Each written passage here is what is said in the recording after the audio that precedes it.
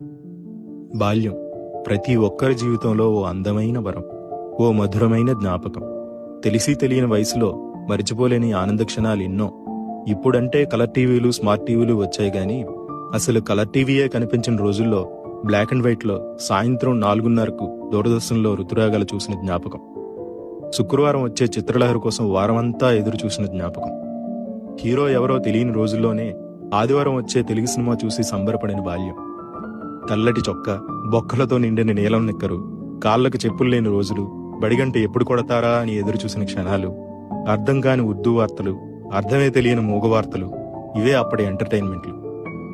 చప్పరించిన పెప్పర్మెంట్లు, చీకపడేసిన మామిడి టెంకలు, స్కూల్ ఇంటర్వెల్లో కొనుక్కుతున్న ఆశా చాక్లెట్లు, దోసిళ్లతో పట్టి తాగిన బోరింగ్ నీళ్లు, గంటకి ₹2 ఇచ్చి అద్దెకు తెచ్చుకున్న పొట్టి సైకిలు, అవే ఆనాటి మధుర జ్ఞాపకాలు. ప్రతి ఒక్కరి జీవితంలో ఎప్పటికీ మర్చిపోలేని మధురమైన క్షణాలు. ఇప్పుడు టెన్షన్లో పడి మధ్యాహ్నం ఏం తిన్నామో కూడా గుర్తుండని దౌర్భాగ్య రోజుల్లో మనం ఉన్నాం. ఏడాది క్రితం పలానా పండుగ రోజున ఏం తిన్నామో గుర్తుంచుకునే వాళ్ళం అప్పటి తరం. గతం ఆస్తి, జ్ఞాపకాలే ఆస్తి అనుకునే ప్రతి ఒక్కరికి